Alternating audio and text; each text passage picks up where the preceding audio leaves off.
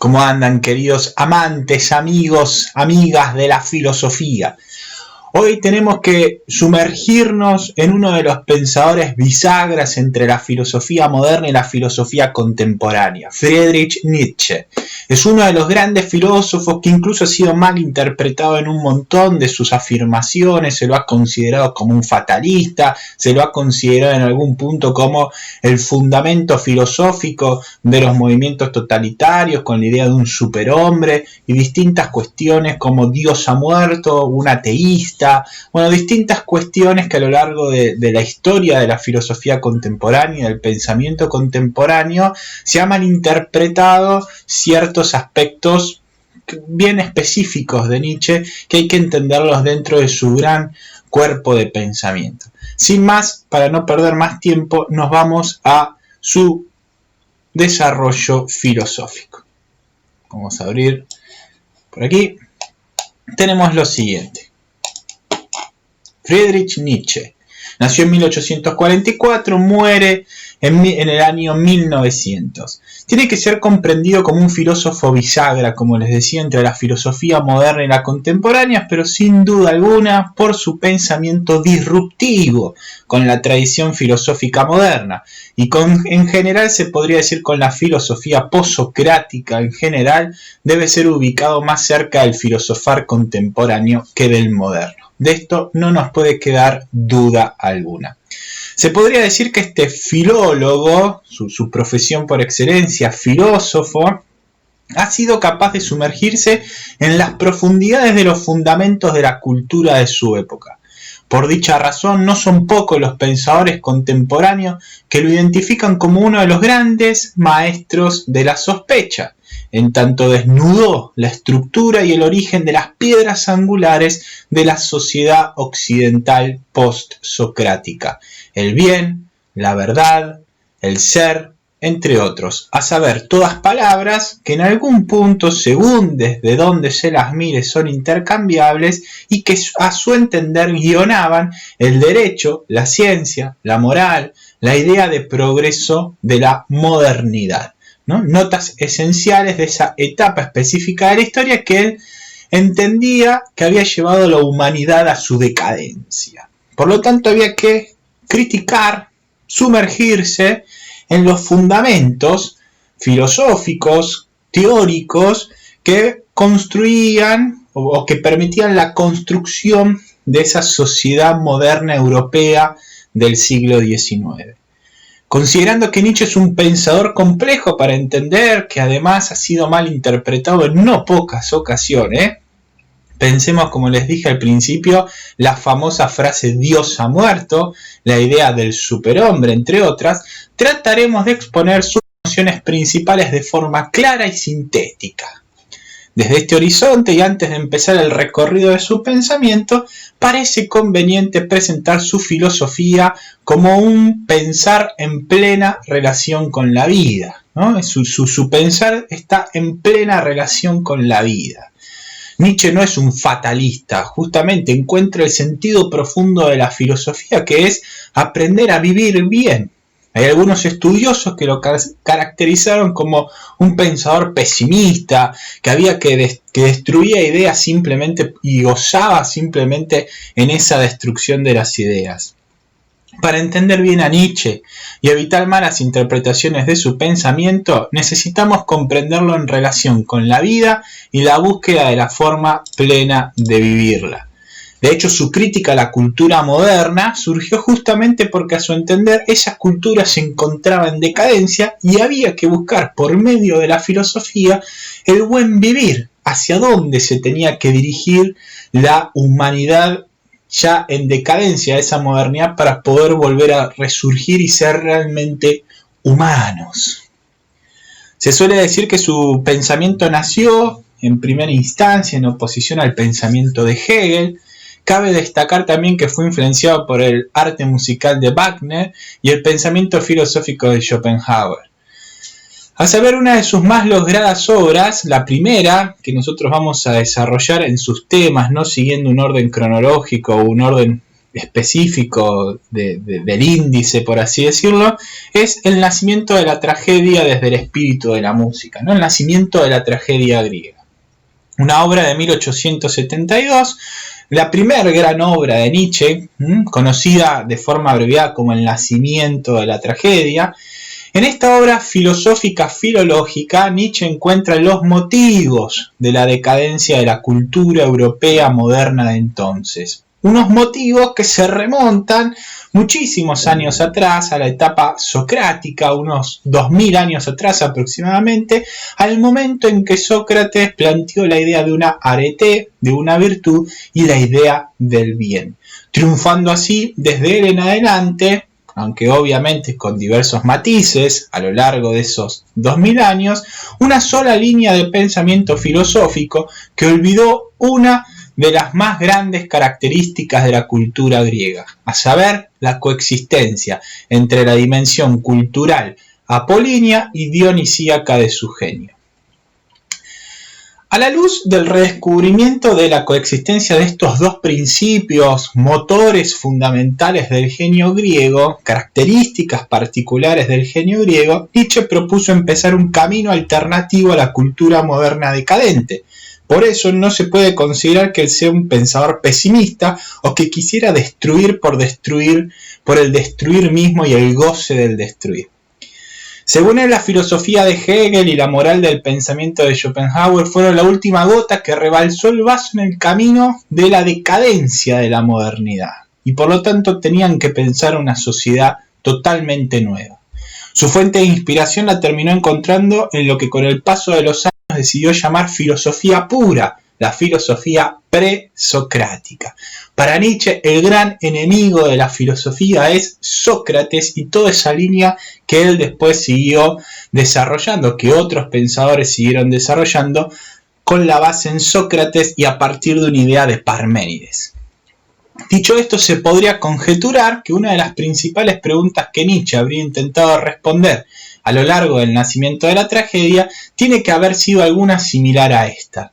¿Qué tuvo la cultura griega antigua que la hace tan envidiable para nuestros tiempos? Como ya dijimos, dos características fundamentales: su dimensión cultural apolínea, relativa al dios Apolo, y su dimensión cultural dionisíaca, relativa a la deidad Dionisos.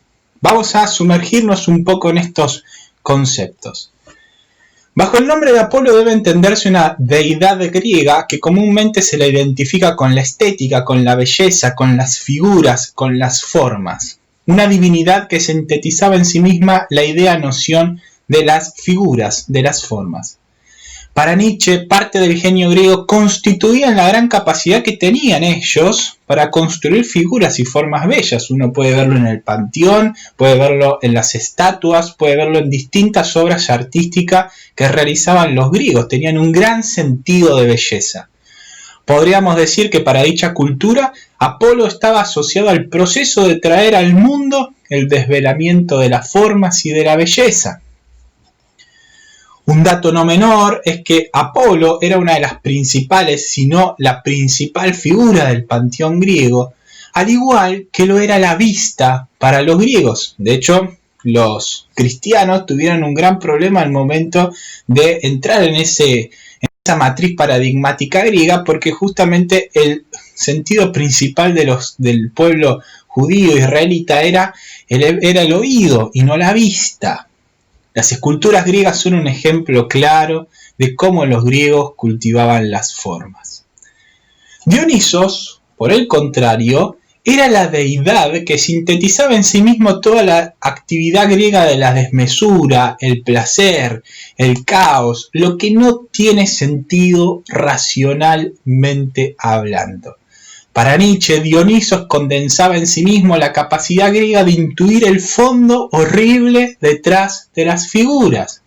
El redescubrimiento de Dionisos como componente central del genio griego le hizo pensar a Nietzsche que los griegos no solo eran grandiosos por su capacidad de hacer figuras, sino y sobre todo por saber mirar detrás de esas figuras el fondo abisal de la realidad o su no fundamento.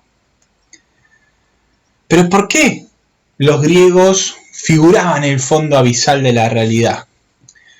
Ya dijimos que para Nietzsche el genio griego fue grandioso porque favorecía el advenimiento de formas, configuraciones de lo real sobre una inexistencia de fundamento último. La realidad para Nietzsche no tiene fundamento, no hay ser, no hay verdad, no hay bien, no hay ideas platónicas. Lo único que tenemos delante es la realidad, una realidad absurda, es decir, que no tiene sentido inherente. No hay una dimensión racional inherente a la propia realidad.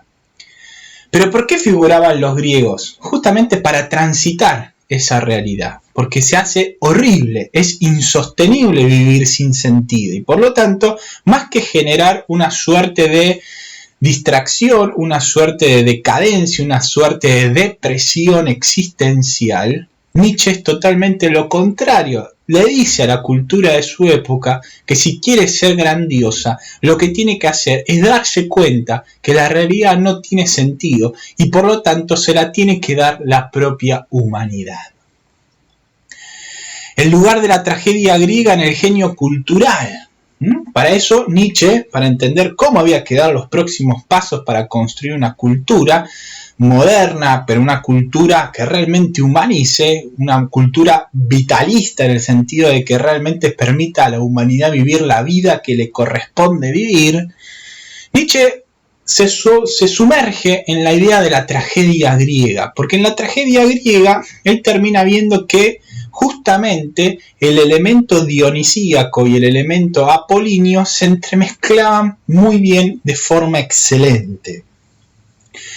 En el fondo dionisíaco de la realidad no se dejaba figurado determinar, sino solo intuir, decía Nietzsche. Claro, no tiene una dimensión racional y por lo tanto no se puede pensar lo que no tiene una dimensión racional. Y por lo tanto Nietzsche en el fondo decía solo se puede intuir el no fundamento de la realidad, el fondo abisal, la absurdidad de la realidad.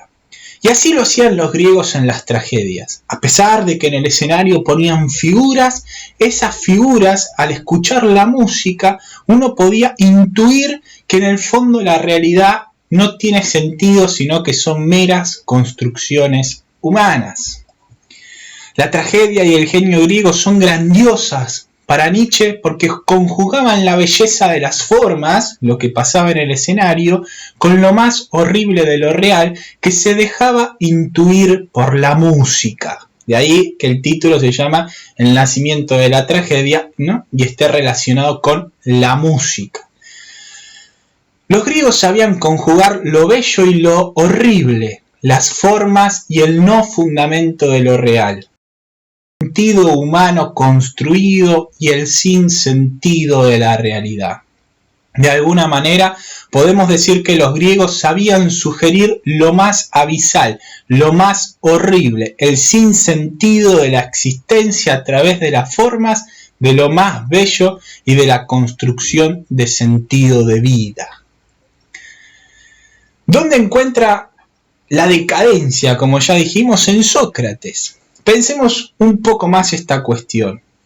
Si bien podría considerarse un reduccionismo el hecho de considerar a Parménides, Sócrates y Platón como los fundadores de una línea filosófica única a lo largo de la historia hasta la llegada de Friedrich Nietzsche, no podemos tampoco negar que algunas ideas de estos pensadores fueron marcando, por contraste o por seguirlos, el pensamiento hasta la época de la contemporaneidad o en esa bisagra como venimos diciendo. De hecho, todos los pensadores posteriores a Parménides, Sócrates y Platón en algún punto pensaban en un fundamento último de la realidad. Incluso el propio Descartes, que intentó tirar por la borda todo el pensamiento anterior, terminó encontrando un fundamento último de la realidad, un fundamento racional que estaba en esa autopercepción de su conciencia al momento de pensar. Esa conciencia refleja en algún punto que él intuía clara y evidentemente que estaba vivo mientras pensaba. Es un fundamento. Si hacemos memorias, Parménides refirió como fundamento último de la realidad el ser. Sócrates, en ese giro antropológico de su época, con la polis, el bien y la virtud. Platón, las ideas y sobre todo la idea del bien, después la verdad y también las virtudes. En simples palabras, con los anteojos de Nietzsche, lo que hicieron estos pensadores fue iniciar el camino de la opacidad del fondo abisal de la realidad. Dispusieron de forma arbitraria una figura creada humanamente, el ser, la verdad y el bien, como fondo absoluto de la realidad. Esto llevó a pensar que ese fondo absoluto debía ser la regla de la verdad. En otras palabras, impusieron, como le gusta decir a algunos, la dictadura de la verdad, una forma específica de racionalidad, una forma específica de concebir la realidad. Para Nietzsche, esta línea de pensamiento filosófico puso fin a la intuición de lo abisal, de lo más auténtico de la realidad, que no tiene sentido, empezando con Sócrates en adelante, la filosofía mixta y la caída cultural de la humanidad. A modo de solo expresión, porque será desarrollado con otro pensador, en el fondo lo que termina mostrando Nietzsche con el nacimiento de la tragedia es que esa historia de la ontología, ontoteología y de esa absolutización o subjetivación de la conciencia como fondo último de la realidad en la modernidad, no son más que etapas históricas de esta ontología, esta etapa histórica del conocer el fundamento último de la realidad.